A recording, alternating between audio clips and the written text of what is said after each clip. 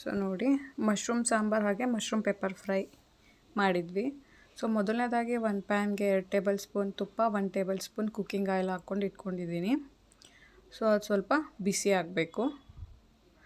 ತುಪ್ಪ ಹಾಕೋದ್ರಿಂದ ಟೇಸ್ಟ್ ಚೆನ್ನಾಗಿ ಬರುತ್ತೆ ಮತ್ತು ಹೆಲ್ತಿಗೆ ಕೂಡ ತುಂಬ ಒಳ್ಳೆಯದು. ಬೇಕಂದರೆ ನೀವು ಬರೀ ಕುಕ್ಕಿಂಗ್ ಆಯಿಲ್ ಅಷ್ಟೇ ಹಾಕ್ಕೊಂಡು ಕೂಡ ಮಾಡ್ಕೋಬೋದು.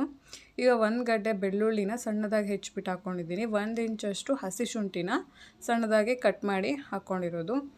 ಇದೆರಡು ಚೆನ್ನಾಗಿ ಆಯಿಲಲ್ಲಿ ಫ್ರೈ ಆಗಬೇಕಾಗತ್ತೆ. ನೆಕ್ಸ್ಟು 1 ಹಿಡಿಯಷ್ಟು ಕರಿಬೇವಿನ ಸೊಪ್ಪು ಚೆನ್ನಾಗಿ ವಾಶ್ ಮಾಡ್ಕೊಂಬಿಟ್ಟು ಹಾಕ್ಕೊಂಡಿದ್ದೀನಿ. ಈಗ 2 ಹಸಿಮೆಣಸಿನ್ಕಾಯಿನ ಕಟ್ ಮಾಡಿ ಹಾಕ್ಕೋತಾ ಇದ್ದೀನಿ. ಇದೆಲ್ಲ ಚೆನ್ನಾಗಿ ಆಯಿಲಲ್ಲಿ ಫ್ರೈ ಆಗಬೇಕಾಗತ್ತೆ. ನೋಡಿ, ಡಿಶ್ ತುಂಬ ಸಿಂಪಲ್ಲು ಮತ್ತು ಟೇಸ್ಟ್ ತುಂಬ ಚೆನ್ನಾಗಿರುತ್ತೆ. 1 ಟೇಬಲ್ ಸ್ಪೂನಷ್ಟು ಶುಂಠಿ ಬೆಳ್ಳುಳ್ಳಿ ಪೇಸ್ಟ್ ಅಗೇನ್ ಹಾಕ್ಕೋತಾ ಇರೋದು. ಕಟ್ ಮಾಡಿ ಹಾಕ್ಕೊಂಡಿದ್ದೀವಿ ಮತ್ತು ಸ್ವಲ್ಪ ಸೇರಿಸ್ಕೋತಾ ಇರೋದು. ಈಗ 1 ದೊಡ್ಡ ಈರುಳ್ಳಿನ ಸಣ್ಣದಾಗಿ ಕಟ್ ಮಾಡಿ ಸೇರಿಸ್ಕೊಂಡಿರೋದು. ಈರುಳ್ಳಿ ಚೆನ್ನಾಗಿ ಹಾಕ್ಕೊಂಡ್ರೆ ಟೇಸ್ಟ್ ಚೆನ್ನಾಗಿ ಬರುತ್ತೆ. ಸೊ ಹಾಗಾಗಿ ಇದು ಕೂಡ ಗೋಲ್ಡನ್ ಕಲರ್ ಆಗೋವರೆಗೂ ಚೆನ್ನಾಗಿ ಫ್ರೈ ಮಾಡ್ಕೊಳ್ಳಿ.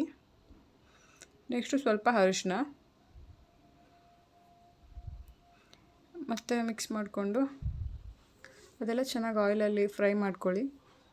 ನೋಡ್ತಾ ಇರ್ಬೋದು. ಈಗ 1 ಮೀಡಿಯಮ್ ಸೈಜಿನ ಕ್ಯಾಪ್ಸಿಕಮ್ನ ಚೆನ್ನಾಗಿ ವಾಶ್ ಮಾಡಿ ಸಣ್ಣದಾಗಿ ಚಾಪ್ ಮಾಡ್ಕೊಂಡು ಆ್ಯಡ್ ಮಾಡ್ಕೊಳ್ತಾ ಇರೋದು. ಇದು ಕೂಡ ಅದರಲ್ಲಿ ಆಯಿಲಲ್ಲಿ ಚೆನ್ನಾಗಿ ಫ್ರೈ ಆಗಬೇಕಾಗತ್ತೆ. ಈಗ 250 ಗ್ರಾಮಷ್ಟು ಬಟನ್ ಮಶ್ರೂಮ್ನ ಚೆನ್ನಾಗಿ ತೊಳೆದ್ಬಿಟ್ಟು ಕಟ್ ಮಾಡಿರ್ತಕ್ಕಂಥದ್ದನ್ನು ಸೇರಿಸ್ಕೊಂಡಿದ್ದೀನಿ. ಈಗ ಒಂದು ಸ್ವಲ್ಪ ಉಪ್ಪನ್ನು ಹಾಕ್ಕೋತಾ ಇರೋದು, ಅದಕ್ಕೆಲ್ಲ ಚೆನ್ನಾಗಿ ಉಪ್ಪು ಹಿಡೀಲಿ ಅಂತ.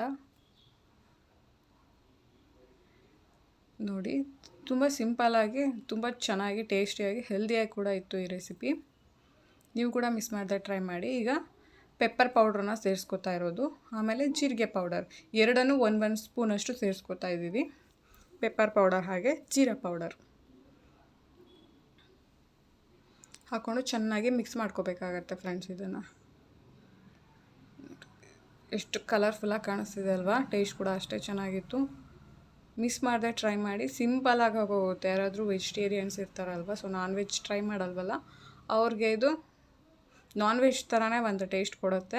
ತಿನ್ನಬೇಕಾದ್ರೆ ತುಂಬಾ ಚೆನ್ನಾಗಿರುತ್ತೆ. ಓವರ್ ಕುಕ್ ಮಾಡಬೇಡ್ರಿ, ಒಂಥರ ರಬ್ಬರ್ ಥರ ಆಗಿಬಿಡುತ್ತೆ. ಮೀಡಿಯಮ್ ಒಂದು 10 to 15 ಮಿನಿಟ್ಸಲ್ಲಿ ಆಗೋಗ್ಬಿಡುತ್ತೆ. ಲಾಸ್ಟ್ಗೆ ಸ್ವಲ್ಪ ನಿಂಬೆ ರಸನ ಸೇರಿಸ್ಕೊತಾ ಇದ್ದೀನಿ.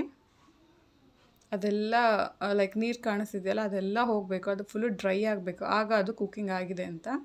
ಈಗ ಫೈನಲಾಗಿ ಕೊತ್ತಂಬರಿ ಸೊಪ್ಪನ್ನ ಸೇರಿಸ್ಕೊತಾ ಇರೋದು. ಸೊ ನೋಡ್ತಾ ಇರ್ಬೋದು, ರೆಡಿಯಾಗಿದೆ ನಮ್ಮ ಮಶ್ರೂಮ್ ಪೆಪ್ಪರ್ ಫ್ರೈ. ಈ ವಿಡಿಯೋ ಏನಾದರೂ ನಿಮಗೆ ಸ್ವಲ್ಪ ಆದರೂ ಇಷ್ಟ ಆಗಿದ್ರೆ ನನ್ನ ಚಾನಲ್ನ ಸಬ್ಸ್ಕ್ರೈಬ್ ಮಾಡ್ಕೊಳ್ಳಿ, ಲೈಕ್ ಮಾಡಿ, ಕಮೆಂಟ್ ಮಾಡಿ. Thank you.